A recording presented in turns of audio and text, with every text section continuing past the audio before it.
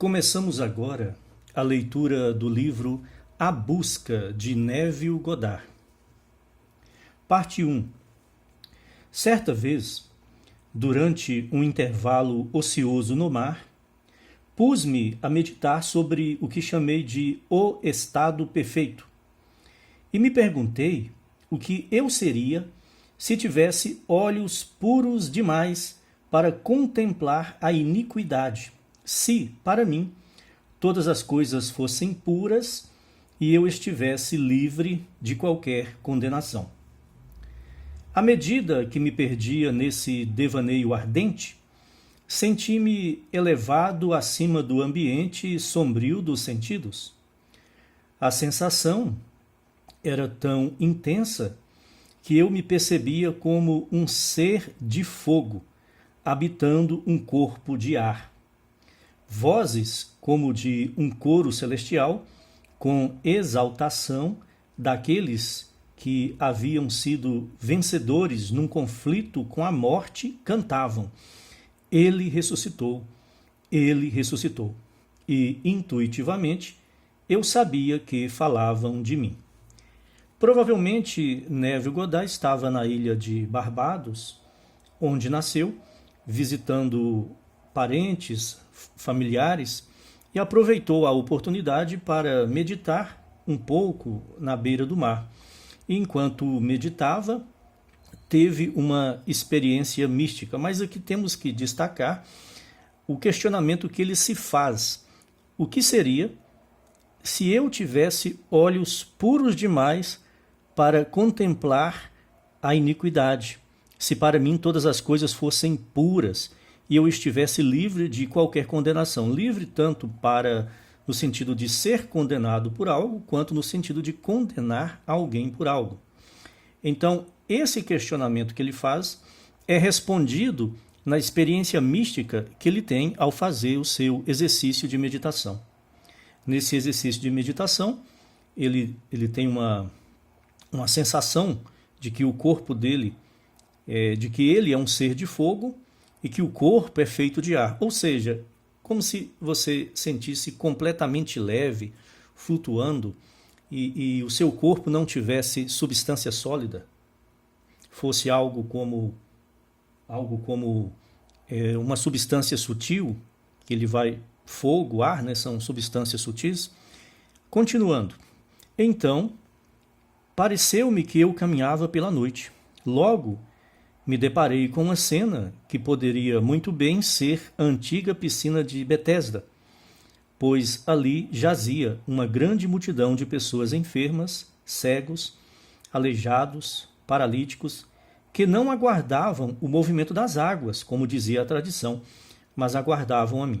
Aqui é uma referência ao episódio dos evangelhos que Jesus cura um paralítico. Havia essa piscina de Betesda, e a crendice popular de que quando um anjo descia, a qualquer momento, imprevisível, o anjo agitava as águas da piscina.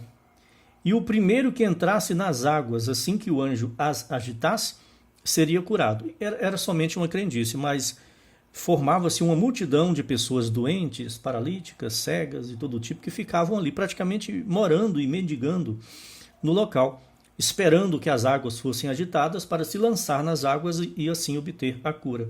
Nesse local, nessa piscina de Betesda, foi onde Jesus curou um paralítico. Então, Neville Goddard diz que quando ele se aproximou de um lugar que poderia ser a piscina de Betesda, ali havia uma grande multidão de pessoas enfermas, de todos os tipos. Mas elas não estavam aguardando o anjo descer para agitar as águas, estavam aguardando por ele. Quando me aproximei, sem qualquer esforço ou intenção consciente de minha parte, eles foram, um a um, moldados, como pelas mãos de um mago da beleza. Olhos, mãos, pés, todos os membros ausentes eram retirados de algum reservatório invisível e moldados em perfeita harmonia com aquela perfeição que eu sentia brotar dentro de mim. Então, Quando todos foram restaurados à perfeição, o coro exultou: está consumado. Em seguida, a cena se dissolveu e eu despertei, ou voltou da experiência mística. Essa experiência responde o questionamento: o que seria se eu tivesse olhos puros demais para contemplar a iniquidade, se para mim todas as coisas fossem puras e eu estivesse livre de qualquer condenação, não julgasse e não condenasse ninguém? Aconteceria isso. Se você fosse tão puro assim, se você tivesse uma visão tão pura, onde você chegar, as coisas são curadas, são restauradas, devolvidas à sua integralidade natural. Sei que essa visão foi resultado de minha intensa meditação sobre a ideia de perfeição, pois minhas meditações invariavelmente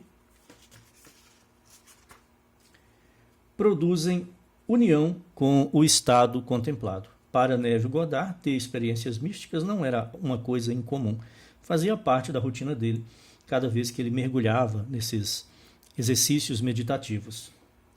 Eu estava tão completamente absorvido pela ideia que, por algum tempo, tornei-me aquilo que contemplava. Ele contemplou o estado de ser perfeito, olhos puros demais para contemplar a iniquidade, e ele se tornou isso em sua visão.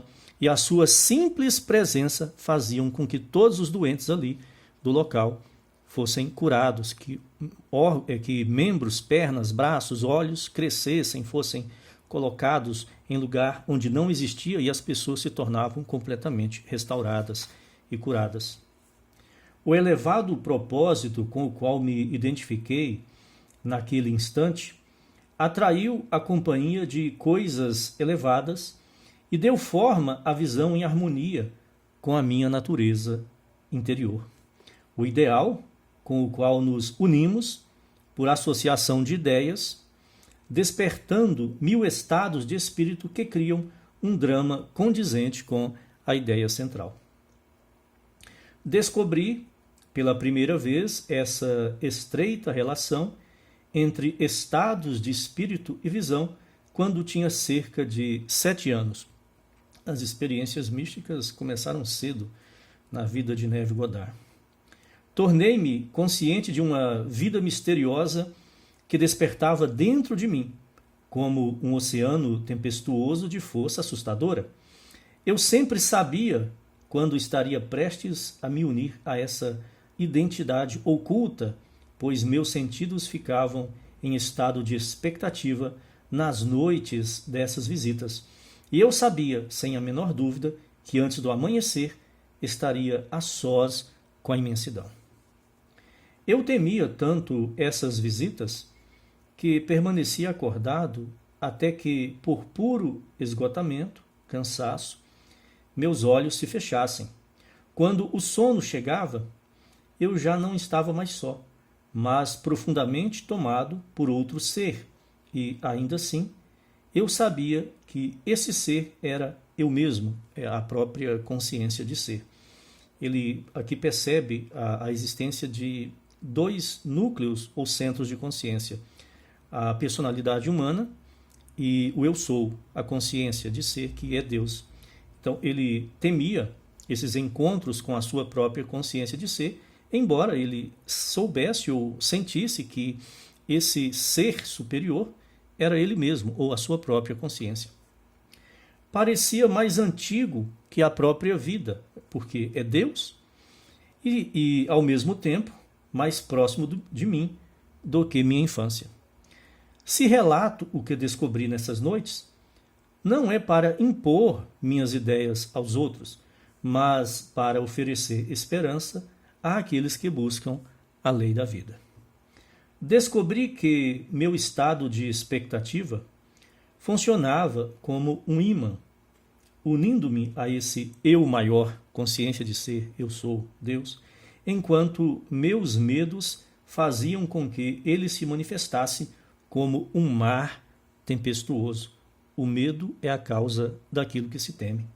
Quando menino, concebia esse eu misterioso como poder, e em minha união com ele, sentia sua majestade como um oceano revolto que me encharcava, me rolava e me lançava como uma onda indefesa. A personalidade humana, quando tem a experiência de contato direto com o eu sou, que é a consciência de ser, pode sofrer choques muito fortes, muito intensos, porque há uma desproporção enorme de poder, né, entre a personalidade humana e a consciência.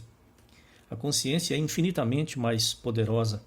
Então, se você tiver um contato, uma experiência direta, mística, como Neville Goddard costumava ter, com a sua própria consciência de ser, com o seu próprio eu sou, você vai se sentir muito pequeno em comparação a ele, embora ele e você sejam o mesmo. Já adulto, passei a concebê-lo como amor. Foi amadurecendo e corrigindo a visão. E a mim mesmo como seu filho. E em minha união com ele agora, que amor me envolve. Ele é um espelho para tudo. Aquilo que concebemos que ele seja, isso ele é para nós. Aquilo que você concebe ser, a sua consciência cria e você se torna. Creio que ele seja o centro por meio do qual todos os fios do universo são entrelaçados. É a força criadora. Por isso, alterei meus valores e mudei minhas ideias, de modo que agora dependem exclusivamente dessa causa única de tudo por isso alterei meus valores e mudei minhas ideias, de modo que agora dependem exclusivamente dessa causa única de tudo o que existe e estão em harmonia com ela. Para mim, ele é a realidade imutável que molda as circunstâncias em consonância com os conceitos que nós temos de nós mesmos. A consciência de ser, o eu sou, é a realidade imutável que molda as circunstâncias, que cria as circunstâncias da realidade externa em consonância, de acordo com os conceitos, com as crenças, pensamentos e assunções que nós temos acerca de nós mesmos. A leitura continua no próximo vídeo. Obrigado pela presença.